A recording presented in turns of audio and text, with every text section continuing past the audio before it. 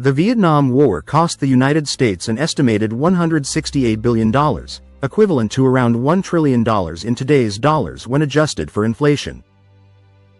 This enormous outlay was financed largely by borrowing, which significantly increased the national debt. The economic strain of the war forced the U.S. government to shift resources away from critical domestic priorities. Historian Joseph A. Fry noted that the Vietnam War, unlike previous conflicts, was financed without substantial tax increases, leading to a more significant reliance on government borrowing. This contributed to long-term fiscal challenges, including a ballooning federal deficit. The reliance on government borrowing to finance the war led to rising interest rates and inflation. As more money was funneled into the military-industrial complex, prices began to rise across the board. Economist Robert Higgs argued that the inflationary pressures during the Vietnam War era were a direct consequence of the war spending. As inflation climbed, it eroded the purchasing power of American consumers and contributed to economic instability throughout the 1970s. This inflationary spiral would plague the U.S. economy for much of the decade, causing widespread dissatisfaction with economic policy. The war also contributed to stagflation, a unique economic phenomenon where inflation was coupled with stagnant economic growth. Typically, inflation is associated with a growing economy, but during the Vietnam War, the U.S. experienced sluggish economic growth alongside rising prices. This was a new challenge for policymakers, as traditional economic tools were inadequate to combat both issues simultaneously. Economists like Milton Friedman have pointed out that the war-induced inflation was worsened by poor monetary policies, which continued to exacerbate the problem. The opportunity cost of the Vietnam War was enormous. Resources that could have been used to invest in domestic programs such as education, healthcare, and infrastructure were instead allocated to military expenditures.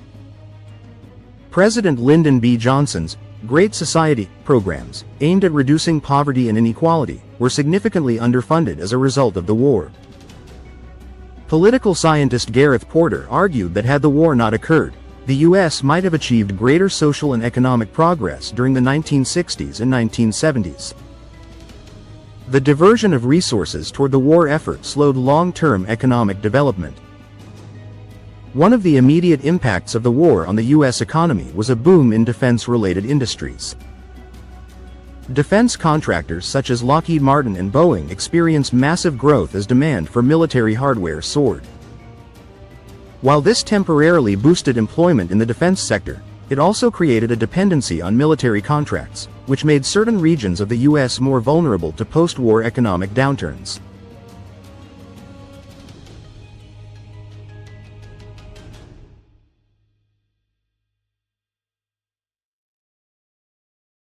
Economist Seymour Melman pointed out that the U.S. economy became increasingly militarized, with significant portions of GDP tied to defense spending. The war also had significant effects on the American labor market. On the one hand, military spending created jobs in defense industries. However, the labor force was disrupted by the deployment of millions of young men to fight in Vietnam. Upon returning, many veterans struggled to reintegrate into the civilian workforce, especially those who suffered from physical and psychological trauma. As Nobel laureate Paul Krugman has noted, the Vietnam War created a lost generation of workers who were unable to fully contribute to the economy due to the long-term effects of the war. Returning veterans also placed an additional burden on social services, healthcare systems, and the Veterans Administration. The economic costs of caring for veterans, particularly those suffering from PTSD and other war-related injuries, added to the long-term fiscal impact of the war. By the mid-1970s, the U.S. was facing significant financial challenges related to veterans' care, which further strained government resources. The Vietnam War played a critical role in undermining the Bretton Woods system, the international monetary system that had been in place since the end of World War II. The U.S. dollar, which had been pegged to gold under the Bretton Woods Agreement, became overvalued as the U.S. spent heavily on the war. As a result, the U.S. was forced to abandon the gold standard in 1971, a move known as the Nixon shock. Economist Barry Eichengreen has argued that the Vietnam War was a primary driver of the collapse of Bretton Woods, which ushered in an era of floating exchange rates and global financial instability. The end of the Bretton Woods system and the adoption of floating exchange rates contributed to the decline of the US dollar's dominance in international trade.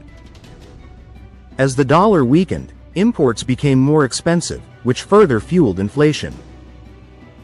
This, in turn, affected American consumers, who found themselves paying more for everyday goods. The war thus had a ripple effect on global economic stability and contributed to a period of uncertainty in international markets. The war's impact on the stock market was mixed. Defense contractors and related industries saw significant gains during the war, but broader market performance was more volatile. By the early 1970s, the stock market was experiencing a period of stagnation.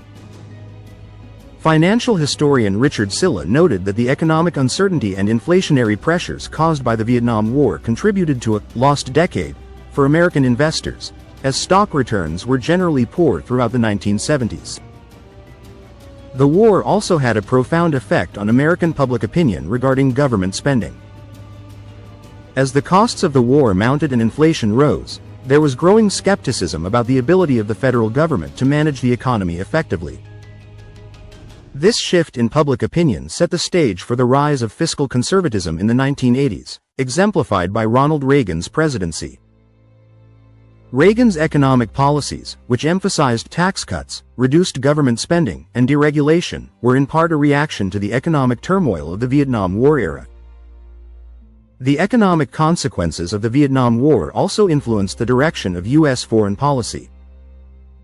After Vietnam, there was a reluctance to engage in large-scale, expensive military interventions abroad, particularly when the economic benefits were unclear. The so-called Vietnam Syndrome reflected not only a political and military hesitancy but also an economic one, as policymakers became wary of the financial toll such conflicts could impose on the U.S. economy. In addition to its direct economic costs, the Vietnam War also had indirect effects on the American economy through its impact on U.S. manufacturing. As military spending increased, domestic industries faced greater competition for resources such as steel and other raw materials. Economist William Nordhaus argued that this crowding out effect limited the ability of non-defense sectors to grow, particularly in industries that were already struggling to compete with rising international competition from countries like Japan and Germany. The war also contributed to changes in U.S. trade policy. As inflation increased and the dollar weakened, the U.S. found itself importing more goods from abroad.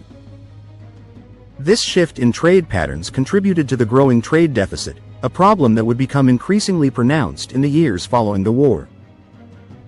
Economist Jagdish Bhagwati has pointed out that the Vietnam War marked the beginning of a period of trade imbalances that would continue to challenge U.S. economic policy for decades. One of the most significant long-term impacts of the Vietnam War on the American economy was the erosion of public trust in government. As the war dragged on and the economic situation worsened, Americans became increasingly skeptical of their leaders' ability to manage both foreign policy and the economy.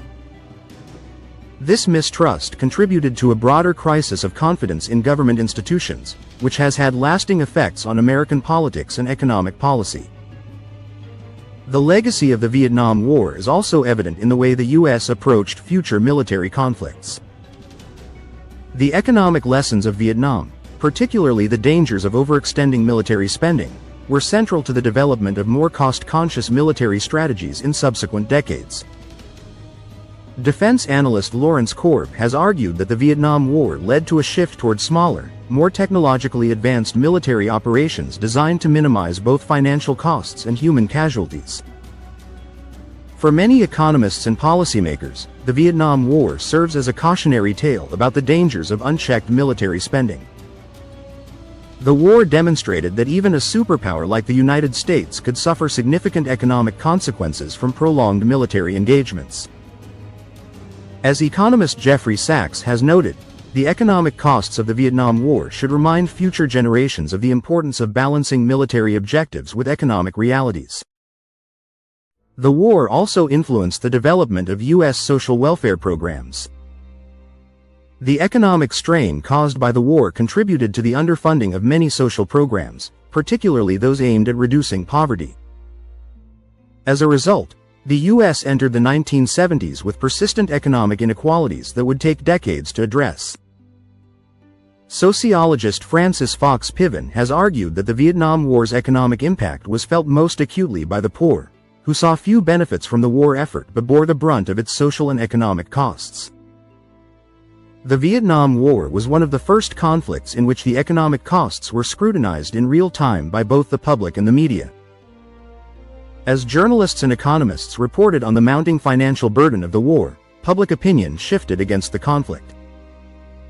Economist John Kenneth Galbraith was one of the most vocal critics of the war's economic impact, arguing that it was diverting critical resources away from domestic priorities and contributing to inflationary pressures that would be difficult to control. In addition to its effects on inflation and public debt, the Vietnam War also had a long-lasting impact on U.S. energy policy. The war coincided with a period of increasing reliance on foreign oil, and the economic turmoil of the 1970s, exacerbated by the oil crises of 1973 and 1979, was partially a result of the war's destabilizing effects on the global economy. As a result, U.S. policymakers began to prioritize energy independence in the years following the war, leading to new investments in domestic energy production and the development of alternative energy sources. In conclusion, the Vietnam War had profound and far-reaching effects on the American economy.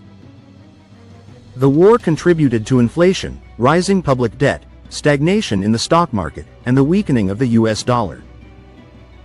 It also diverted resources away from domestic priorities, undermined public trust in government, and shaped U.S. economic and foreign policy for decades. Experts like Robert Higgs, Paul Krugman, and Barry Eichengreen have all highlighted different facets of the war's economic legacy, emphasizing that its costs were not only financial but also social and political. The lessons of the Vietnam War continue to influence American economic policy, particularly in regard to the costs and consequences of military interventions abroad.